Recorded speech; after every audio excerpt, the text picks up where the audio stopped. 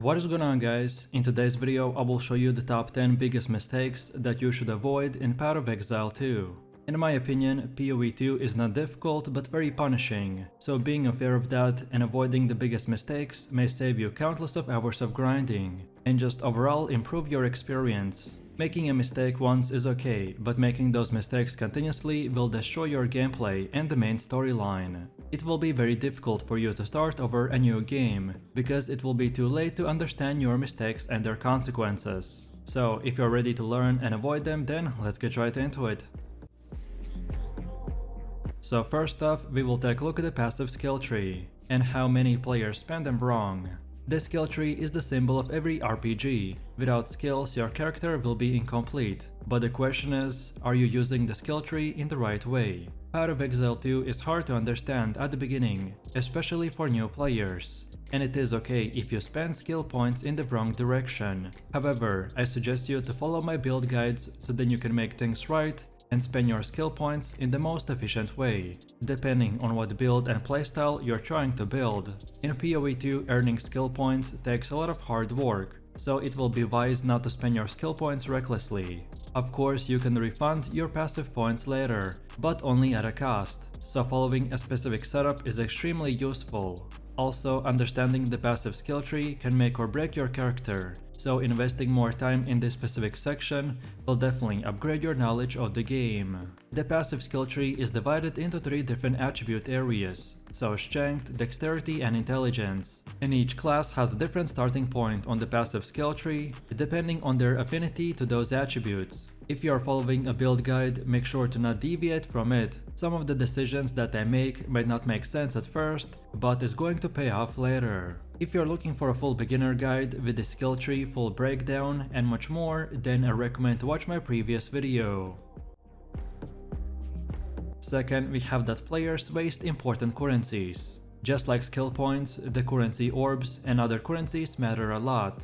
You have to be very conscious when spending the orbs. Although Path of Exile 2 offers some eye-catching items, in my honest opinion, you have to be very careful. Orbs and other currencies are very hard to earn in PoE 2, so it will be wise if you spend them only when needed. Many new players intend to buy every single item with the orb at the initial stage, and when they level up, they don't have enough orbs to upgrade the stuff or purchase the required items according to their character level. So please don't waste your orbs and other currencies, but spend them wisely. Farming currency and gear in PoE 2's endgame involves running maps, taking on bosses and engaging in other activities such as breaches, delirium and expeditions. With the right strategy, you can quickly acquire powerful items or enough currency to buy endgame gear from other players. For most people, a fully optimized endgame build will require approximately 1 mirror of the Calandra worth of gear, that are basically the uber rare / mythics for the Diablo 4 players, which could take anywhere from 100 to 200 hours of farming. So don't spend your currencies left and right, as it can save you a lot of hours of grinding.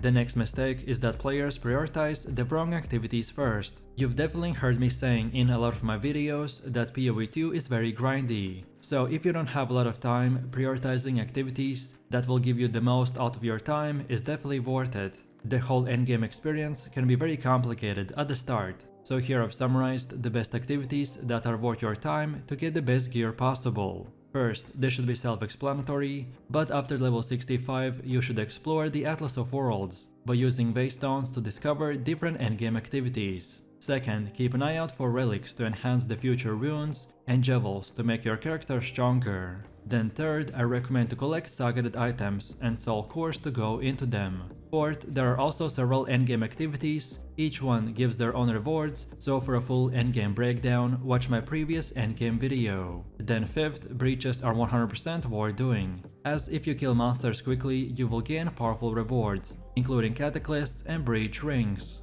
Then next, expeditions are also worth doing, as you can place explosives to explosively excavate undead horrors, to then defeat them for artifacts. Afterwards, you can trade these artifacts to the Kalgurans for a variety of rewards. Next, you also want to do a ritual, as you can sacrifice slain enemies in a circle and collect tribute, which you can then exchange for powerful crafting omens. And finally, look out for essences, as you can release chapped monsters only to kill them, to then loot essences. This is a very powerful crafting currency that adds specific effects to your items. And a bonus tip, you can enhance these endgame mechanics using your Atlas passive tree. Also, as you participate in them, keep an eye out for keys to pinnacle boss encounters, where you can face off against POE's 2 strongest enemies and obtain special unique items. But uniques and everything about them require a whole dedicated video, so look out for that tomorrow as well.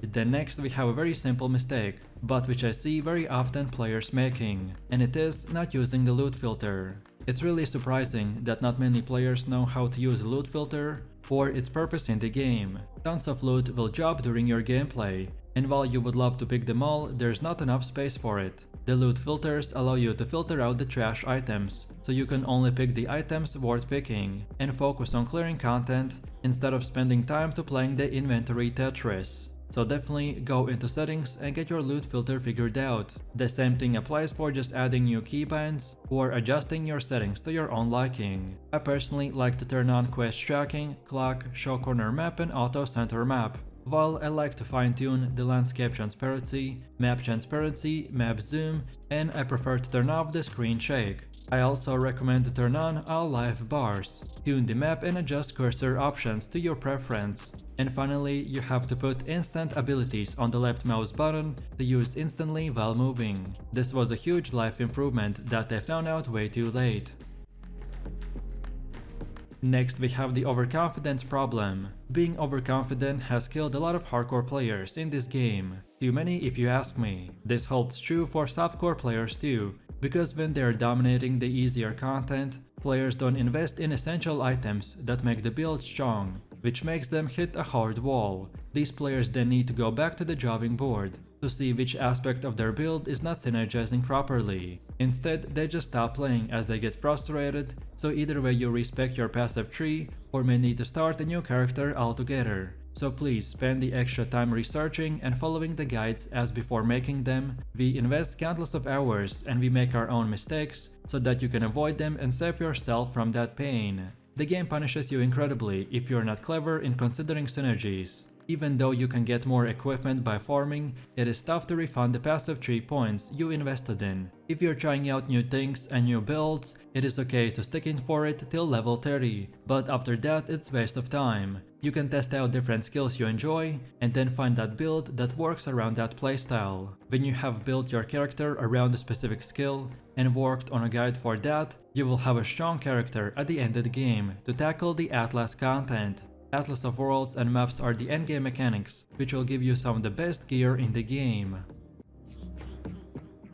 Then my next mistake more applies after reaching level 65 and when you've got to the maps, and it is that you don't juice the map. And by juicing I mean that you want to improve your maps by adding extra monsters, increasing mob density, and using scarabs, sectants and other methods to boost the number of mobs you kill per map. The Atlas of Worlds is an ever-expanding map, but you only get one attempt for each node. This means that if you fail a dangerous node during your exploration, you'll need to find another way to get to your desired goal. To enter the zone, you need a special item called the Waystone. These are craftable and drop with specific tier attached to them, which makes area more dangerous and more rewarding. You can use another consumable called tablets on Lost Towers to further customize the content you run. For example, you can add a breach tablet to add more breaches to your maps and make them more rewarding. These tablets are self-reinforcing, so the more tablets you use, the more tablets you drop for that mechanic. And during your exploration, you might find zones with special encounters. The first one is the bosses. These are very challenging and rewarding. Then next we have the precursor towers. These will reveal large area and will allow you to buff surrounding zones by using tablets. Next we have the League mechanic, which is a unique endgame encounter that I've made a whole entire video on, so check it out. Then we have the Beast Corruption, which is a special zone with corrupted modifiers. Then also we've got the Nameless Seer, which offers one unique item for free. Then also we have cities, in which you can find specific items hidden within the city. And finally we even have the special maps like the Untaunted Paradise, which gives a large amount of experience or other unique rewards. Then my next mistake was solo leveling. As well, this is not a huge mistake per se, but when I talk to most players, they're not even aware that group leveling does exist and how good it actually is. Leveling in Path of Exile 2 will demand careful planning and efficiency, especially as you approach higher levels. By using group play, leveraging efficient farming strategies, and continuously upgrading your gear, you can minimize the grind and reach level 100 much faster than if you were just attempting the journey alone. However, both of them have their advantages and disadvantages. So for example, if you choose to solo level, then you can level at your own pace without the reliance on others. You can also complete most activities without requiring to wait or coordinate with other players. You also gain more loot per player while during leveling. But then disadvantages are that you don't get any party XP bonuses, and higher tier maps may be more challenging at the start for a solo player. And then on the other hand, for group leveling, advantages are that you can do faster map clearing with an optimized team. You can also do rotations with friends or strangers, which reduces material cost. You also gain XP bonuses in a party based on the number of members. And finally, you can spread out in the campaign zones to quickly complete the side objectives. But then for the downsides, you get that potential delay when waiting on others in the group. You also get less freedom to pursue your own goals at any time. And finally, your group progression can be affected by under-level members. Then the next mistake that most players make is when deciding to craft or farm their gear. Ultimately, crafting, farming, and buying each have their pros and cons. When it comes to obtaining gear in Path of Exile 2, crafting offers potential to create top-tier items at a lower cost, but it requires significant game knowledge and a tolerance for RNG. Farming is a reliable way to earn consistent income, which can be used to either way trade for gear or craft it yourself. Buying, on the other hand, is the quickest method to get your desired items, but often comes at a premium price. I recommend to choose the method that suits your playstyle and budget. For those who enjoy the thrill of crafting and are looking for a rewarding experience, experimenting with crafting mechanics is ideal. If you're more focused on efficiency and prefer straightforward gameplay, then farming currency and trading may be the better option. Then your next mistake is not understanding the value of a starter build. And I may keep repeating myself, but in POE 2, builds play a huge role, more than even in other games for your character progression, so getting right in this department will be a huge deal. So first, you need to understand the term called the League Starter Build. This is a build/setup which is very beginner friendly, and is focused on starting with a reliable starter build that is good at clearing maps effectively and doesn't require expensive gear to function. In POE 1, every once in a while, the game would reset your progress. So then players come up with builds that focuses on leveling up quickly without hard gear to acquire. So this is why after reaching level 65, I strongly recommend to watch one of my videos for a starter build, depending on your class and ascendancy. And then finally, my last mistake, or more of a suggestion, is to grind high tier maps or rotations. The fastest way to gain experience is through running high density maps, or alternatively, joining 5-way Legion carries, or the Breachstone rotations for fast XP gain. At this point, there is a wide variety of methods available to level up, but choosing the one that fits your playstyle and resources is the key to success. Based on my experience and previous POE endgame strategies, we can deduct that 5-way carries in Legion encounters, Breachstones, and trial maps will remain some of the fastest ways to level in POE 2.